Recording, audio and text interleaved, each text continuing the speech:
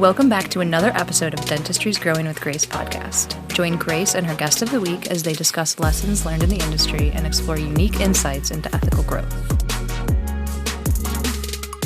Hello and welcome to Dentistry's Growing with Grace. I have an awesome guest here, Dr. Mateo Vidales. Is that how I say it? Mateo Vidales. Awesome. Thank you so much for being here. I am so excited to hear about your journey. I know that you've purchased a practice in Florida, and I know you have so much valuable information to share with us today. So thank you for being here. My pleasure. Yeah. So tell me a little bit about your dental journey. So I graduated in 2018 from Nova. I worked about a year for two private practices. And then in 2019, I found an opportunity in Lakeland, Florida. And I just decided to pull the trigger and, buy the practice. Wow. That's quick. That is very quick. Usually people associate for a long time and really try to learn as much as they can before they go into ownership. What would you say was the main reason I'll just, for lack of a better word, pulled the trigger so quickly? It was a really good opportunity, price-wise. It was something that I saw that I could really add value to. The practice, so my current practice is it's 7 ops. And when I bought it, it wasn't revenue-wise, it was doing pretty poorly. And I just took a look at what, procedures were being done, hours or days that the practice was open. And, I saw, hey, I could definitely turn this around. And, a few years later, definitely did. And, I think I made a good decision in retrospect. Yeah, it sounds like it. I don't always, well, I do talk about this kind of a lot, but I actually started my business when I was 24, and I really only had 1.5 real jobs, I would say, before I started my business. So sometimes people will ask me things like in my business, they'll be like, well, Grace, like, what's the norm for this? And I'm just like, I have no idea. I have nothing to compare myself to. And it's kind of awesome. I love it. Has that been an obstacle? Let's say age or experience. Has that been an obstacle for you in, let's say, acquiring team members or even just being kind of taken seriously in business? Yeah, every young doctor is gonna come across this. You're gonna have patients that are gonna question your judgment because of your age. But once you kind of learn how to maneuver that, make them feel comfortable, they're usually pretty receptive to what you have to say. It's all about, managing patients, managing expectations, and just, treating everyone well, basically. And then as far as staff, that was a challenge at first. In dental school, we're not taught how to manage an office, how to hire someone, how to fire someone if it comes to it. So that was all really challenging to kind of learn on the fly, learn, by doing it. But I probably a similar experience to most other practice owners in terms of that learning curve. Yeah. And most business owners at large too. I mean, I've been in business for 13 years, and it never gets easier to let someone go. It's never an easy conversation. You always think about, like, what impact am I having on this person's life, and am I doing the right thing? And I think that just shows that you care. If you don't ever question that, if you don't pause, are you really treating people like people? So Exactly. It's a constant learning. It's a constant learning thing. I am a huge advocate for purchasing an existing practice if you can. I know right now everyone talks about their startup. So many people wear it like it's like this badge. Like, I started my practice from scratch. and I started my business from scratch, so like I get it. But financially, it makes sense to purchase. What kind of homework did you do in making that decision? And did you compare the purchase of the practice to a startup? Right. Yeah. So my thought process as I was going into it was, how much am I going to spend on a startup versus how much am I going to spend buying an existing practice? And of course, with an existing practice, you have the additional benefit of cash flow right off the bat, which is invaluable. Yes, there are some ways that a startup can kind of make it without having as much revenue, possibly by asking the bank to not collect on payments of the loan for the first few months, and asking for the landlord to make some concessions here and there. But overall, it really comes down to the individual and kind of what their vision is. If they have a specific vision, I want things exactly this way, then yeah, go for it. Do a startup. But if you're kind of more want something that's already there and something that you can mold, and then buying a practice might be a good option. But there are downsides to both of them, and there's upsides to both of them. Like, when you buy a practice, you're also buying that practice's problems. That's what nobody really tells you when you buy a practice. So it really comes down to your individual vision and what your goals are. Yeah, I could see that. And that's not something I've really thought about. I really just think about, okay, financially, cash flow, huge advantage, gives you a 3 to 5 year advantage. Startups usually really are putting money in, even with the best marketing, even with, all of the right advisors and everything. Location plays a role. If you're in an underserved area, as a startup, you can grow a lot quicker. But if you start up in a really heavily saturated market, it takes time to get that traction. So from the way I see it, from the thousands of doctors I've talked to in the last 13, 14 years, I would say if you have the opportunity to buy any kind of foundation, it usually, if you get it at the right price, it usually makes sense. But sometimes it's really hard to get your hands on that. So, congratulations that you had that opportunity and you seized that opportunity. What are some problems that people might purchase with an existing practice?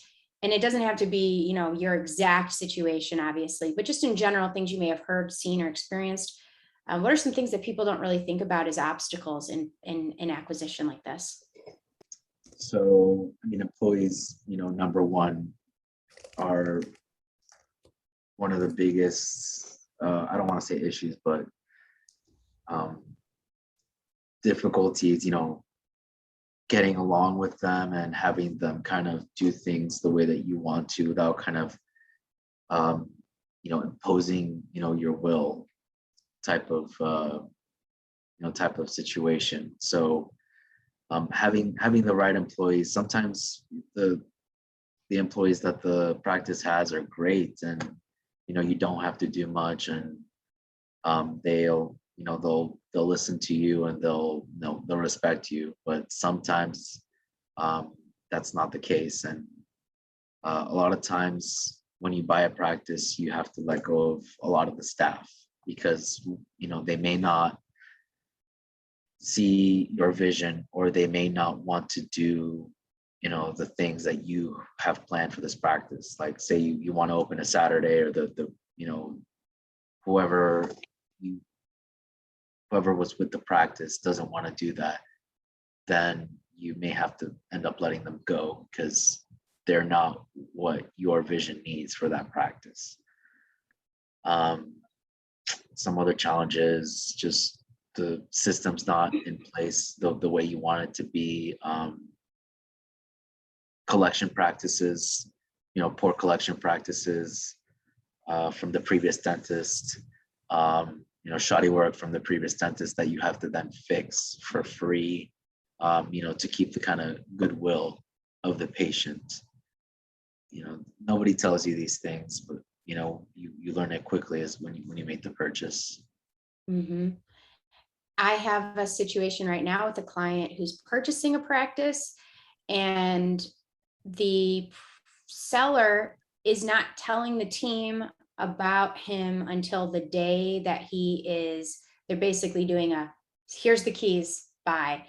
And I think those are really difficult transitions. And usually 80% of the team, if it's not done right, is just going to go, and you're not really going to have a functional operation, but you're going to have patience. So I did everything I could to advocate for this buyer and to try to tell them, like, no, you've got to fight. You've got to negotiate some things. This isn't just a sticker price. There are things that you can negotiate that you probably don't know are negotiable. Is that something that that you would agree with, that you can negotiate kind of how the transition happens? Yeah, absolutely. Everything, I don't want to say everything, most things are negotiable. But you also kind of have to consider that if there's multiple buyers at play, then you have less negotiating power. At the same time, I understand why people would want to do that. Selling doctors want to, maintain the value of their practice right up until they can cash out on it. And if they lose, staff because they said that they're selling, they're going to be down some team members, and revenue is going to fall, and it's not going to be, worth what they want it to be worth. Yeah. And let's flip this too. Let's speak to the selling doctor. Let's say, doctor, you're wanting to sell your practice in the next 5 years. Maybe you should build a brand that someone else can step into and carry on. Are you the brand? Are you the sole reason every person is in this practice? Every person is here. And how can you start to prepare your team for a transition in a way that has them on board? And is that even possible? What advice would you give to a selling doctor to set them up for a more, we'll say, desirable practice to purchase? So I can't really speak to it personally. I haven't sold a practice yet, but what you're mentioning about the doctor being, the center of the practice is a problem. I can kind of speak to how, I have a current situation where I have an associate who's working for me, and, I'm still trying to I'm trying to have the team work without me. And I have a hard time, letting it go, and they have a hard time letting me go. So, I'm trying to get that to work on its own. Them and patients, having them acquainted with the new doctor, having them accept the new doctor. I do that by, making introductions to some patients, hey, this is Dr. So-and-so, I trust them a lot. I wouldn't have them if they weren't great. Other problems selling it. Making the brand your name, having Dr. So-and-so dental office. That's going to be really hard to get away from when you sell, because one, all your patients associate your name with that place. And then it's going to be really difficult for the doctor coming in to kind of take over that role. And if they change their name, then people get confused, and then you could lose patients. Yep. I always recommend doing that name change at least 3 years out, 5 years out. Start to think about and plan for the selling of your practice. Sometimes we don't have that option. It's better if you can to not make your name the practice name because of the value and the transition, and even bringing in associates. When your name is on the door, everyone wants to talk to you, and everyone wants your opinion, your stamp of approval. But if you build up, you want to build up your associates to the point where you can lead and manage and grow and not be tied to every transaction in the business. It takes time to get to that point. It really is not an overnight thing. It's exciting. So talk to me about the growth, like since you've taken over, how are things going, and how's the growth of the practice going? It's been great. When I first took over, the practice wasn't making anywhere near what it's making now. I mean, the first few months, I I had a hard time paying myself. Um, they were it was like $30,000, dollar a month, months for the first few months there, which is really difficult to make. Loan payments, rent, staff, and all that. You stress about that those first few months. After that, we slowly grew. People kind of started associating me with the practice, word of mouth mostly. Then, COVID happened, and then we had to close our doors for a few months. So I purchased 2019, then COVID was March 2020 to almost June. So it was difficult, but that kind of gave me a little bit of time to kind of reevaluate what I was doing and how I could do better. So that was it was good and bad. Yeah, in 13 years of business ownership, that was the most challenging obstacle that I faced. And I think a lot of people would agree that that was a very challenging moment in business ownership. It really tests your ability to sustain and get through difficult times and to lead through a crisis. Like no one prepares for leadership in a crisis situation. No one prepares you for that. And it sounds like you fared very well through it. Did you have an opportunity to, I know, like for me, I was based in Illinois, I moved to Florida. Things are very different in regards to shutdowns and things like that. Did you find that it was hard to get people working after COVID, like getting them back to work? Like that's been weird. Absolutely, and it's still difficult to find employees. A lot of no-shows on job interviews. Obviously, you can raise the wage that you pay to get the candidates that you want, but so it's the cost of everything has gone up and cost of wages have gone up, so it makes business a little harder. But then people were on unemployment for a certain amount of time, and kind of getting them off of that to come back to work has been tough. It's a challenge for sure. I think it's a global challenge. It's a change in cultural expectation. It's a huge challenge. It's so interesting to hear, when people openly talk about this, because I think we just want to say, oh yeah, everything's fine. But it's like, yeah, people aren't wanting to return to work. They're wanting a lot more money. And all over, even Facebook forums and stuff, people are saying, we're leaving dentistry because of bad bosses. And I think there's just this cultural like echo that if someone quits a job, it's your fault as the owner. And that's just absolutely crazy talk. I mean, people leave jobs for a lot of reasons, life changes, moves, just change in general. And this really shook up the dental community. A lot of people said, I don't really want to be in a clinical setting anymore. And how do you face that? What do? You got to get scrappy. You got to either pay more, you got to put more time into recruiting. You've got to think differently to get people to want to work, and the right people to want to work. And it's a challenge. But it seems like you're doing really well. It seems like you are you're growing. Obviously your numbers show that, your mentality shows that. What is some advice that you would give to a new grad that hasn't had a ton of experience, but is thinking about ownership?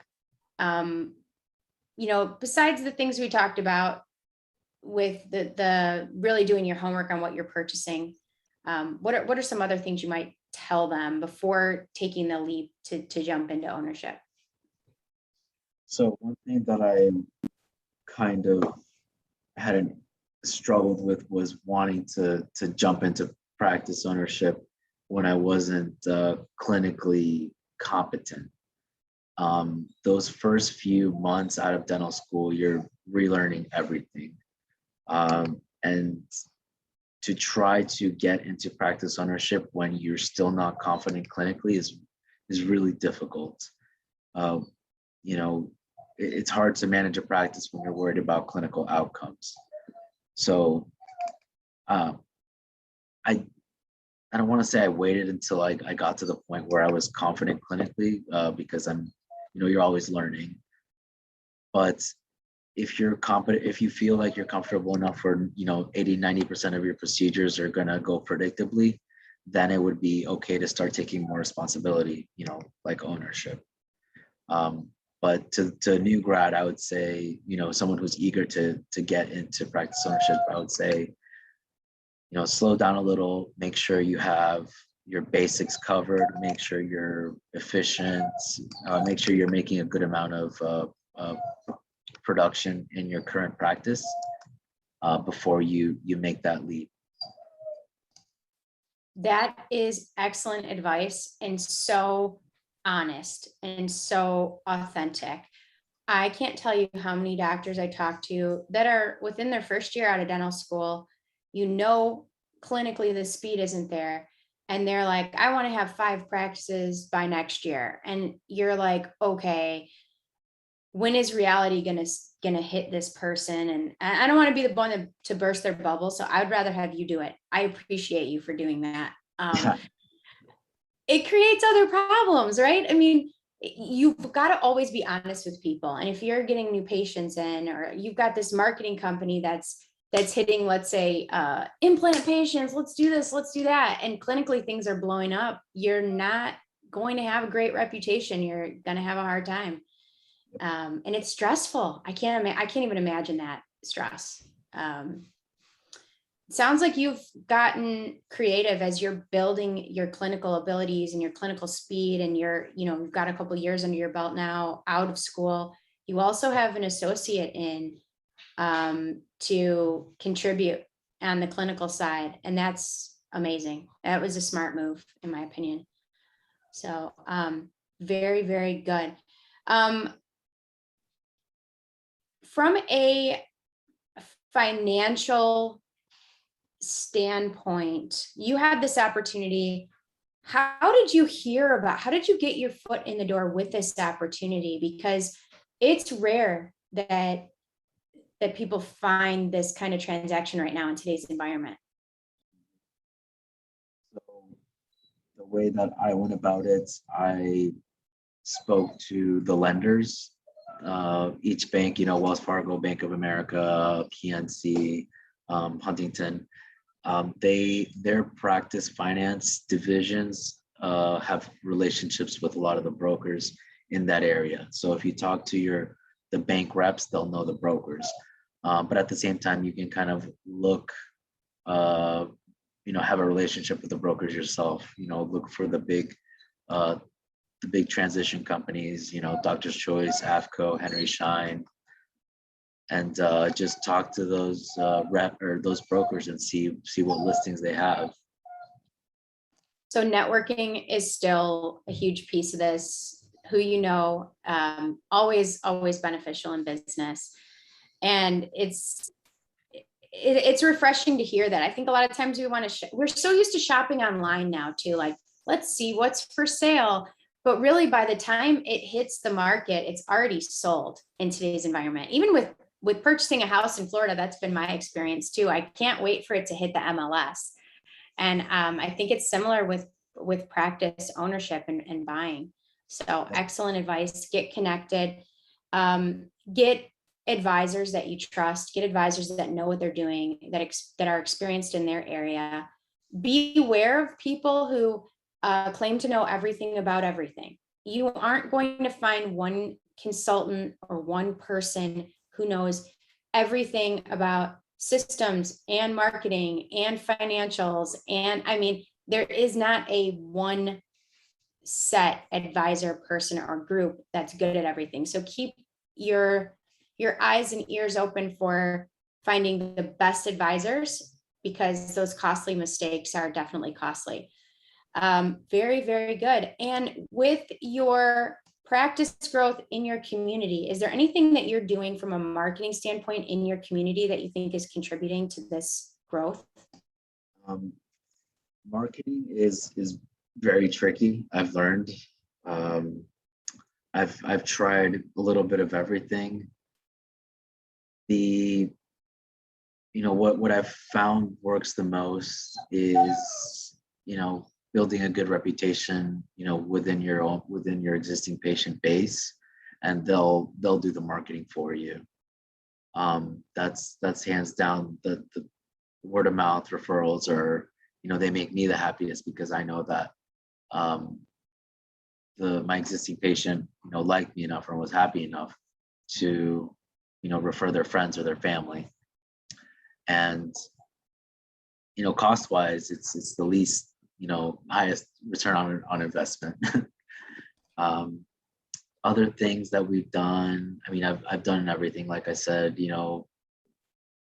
mailers, SEO, Google Ads, pay-per-click.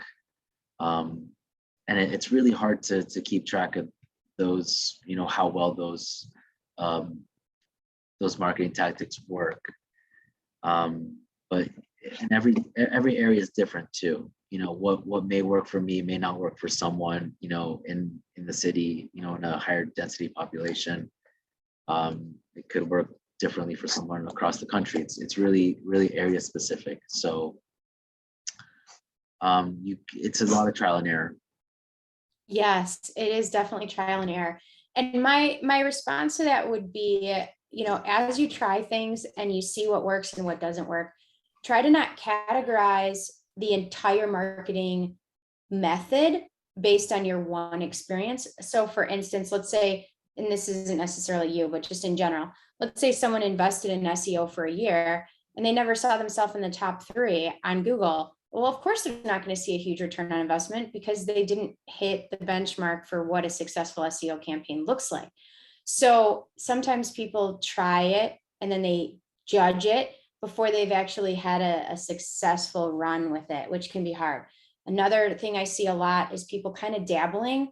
I'll put, $500 into Google Ads and see what it brings. And it's really not a viable budget in most markets to see a tangible return. So making sure that you're not dipping a toe in and then running, especially if you are in a competitive market and you aren't growing as quickly as you'd like to, or maybe you purchased a practice that you've got a lot of reputation management to do and you've got to rebuild the brand. Those things, those marketing things can be make or break in some situations. But I agree with everything you said. That the way people feel when they leave your practice is your best marketing, and making sure your team knows how to serve the patients and communicate honestly and make sure they have, what they need, not just what they want. That's important too. The care that they need, it is always going to be your best form of marketing. So I couldn't agree with you more. Congratulations on your success. I want to say immediate success, because I know it's not immediate, but it kind of is. You're really early in your career and you're doing great. So congratulations. And for our listeners, subscribe. We're on YouTube. We're on all the major podcasts platforms. Join our Facebook group, Dentistry's Growing with Grace. And if you have a friend who owns a practice, or if you own a practice and you want help with growth strategies, individual growth strategies, feel free to reach out to me, grace@identitydental.com. And until next time, thank you very much, Dr. Vidales. Thank you, Grace.